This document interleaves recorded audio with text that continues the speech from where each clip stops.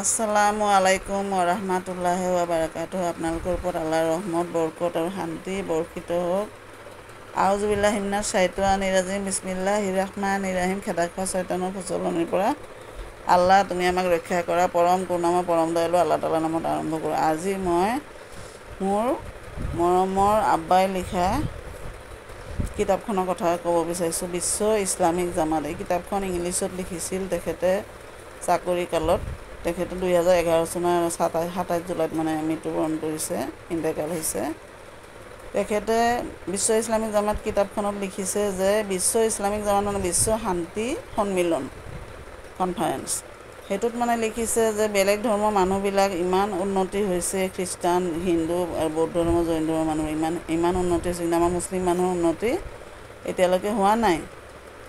আমাৰ মুছলিমসকলে আল্লাহ নবীৰ হুকুম সকলো মানি চলিলে ধনী ব্যক্তিসকলে, সমাজৰ ধনী ব্যক্তিসকলে জাকাত প্ৰদান কৰিলে হয়। 1 লাখ টকাত 2500 টকা, বছৰত জমা পইচাৰ পৰা 1 লাখ টকাত 2500 টকা হয় জাকাত। এনেকৈ চবৰে বেংকত কিমান কোটি কোটি টকা আছে, সেইবিলাক জাকাত একেলগ কৰি মছজিদত সংগ্ৰহ কৰি তাৰপিছত সেইটো সমাজতে ফ্ৰী স্কুল, ফ্ৰী হস্পিটেল, দুখীয়া শ্ৰেণীৰ লোকৰ কাৰণে কৰিব পাৰে।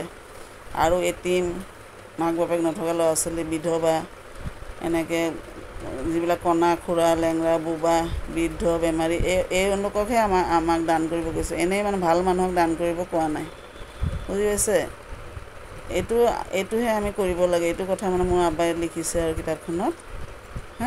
Free education facility, free medical facility, এনেকৈ এইবিলাক আমি যদি সমাজৰ মানুহৰ কাৰণে কৰোঁ, তেতিয়া আপোনাৰ দুনিয়াটো ভাল হ'ব, আখিৰাততো ভাল কামৰ প্ৰতিযোগিতা কৰিব কৈছে। আমাক পৃথিৱীত পঠাইছে, চূড়া মুল্কত আছে, আমাক জীৱন আৰু মৃত্যু দিছে আল্লাহ তাআলাই একমাত্ৰ পৰীক্ষা কৰিবৰ কাৰণে, কোনে কিমান ভাল কাম, উত্তম কাম কৰি আহিব পাৰে সেইটো জানিবৰ কাৰণে। কিন্তু আমি অকল কি কৰোঁ, পৃথিৱীত আহিছোঁ, খোৱা বোৱা কৰোঁ, পৃথিৱীৰ কাৰণে চিন্তা কৰোঁ, দুনিয়াৰ শিক্ষা গ্ৰহণ কৰোঁ, আখিৰাতৰ পৰকালৰ কথা চিন্তা নকৰোঁ। আমি কিন্তু দুনিয়া 2 দিনৰ ক্ষণস্থায়ী, পৰকালটোহে স্থায়ী, চিৰস্থায়ী। আপোনালোকে ভাল জেগা পাবলৈ হ'লে, জান্নাত পাবলৈ হ'লে আপুনি ভাল কাম কৰি যাব লাগিব। কবৰে সদায় কৈ আছে যে মই ৰাজা বাদশ্বাহ বা ধনী দুখীয়া চিনি নাপাওঁ, অকল কাৰ ইমান ঠিক আছে, কোনে ভাল আমল ভাল কাম কৰি আছে, সেইটো তেওঁকহে মই চিনি পাম আৰু, বুজি পাইছে? ইয়াতে এতিয়া এইটো মোৰ আব্বাৰ কিতাপৰ কথা ক'লোঁ। তেখেত ভূমি সংৰক্ষণ বিভাগৰ যুটীয়া সঞ্চালক আছিল, joint director of self conservation ডিপাৰ্টমেণ্টৰ আছিল। আৰু মোৰ মায়ে লিখা গজলটো মই পিছত পঢ়ি শুনাম বাৰু। ভিডিঅ'টো দীঘলীয়া হৈ যাব।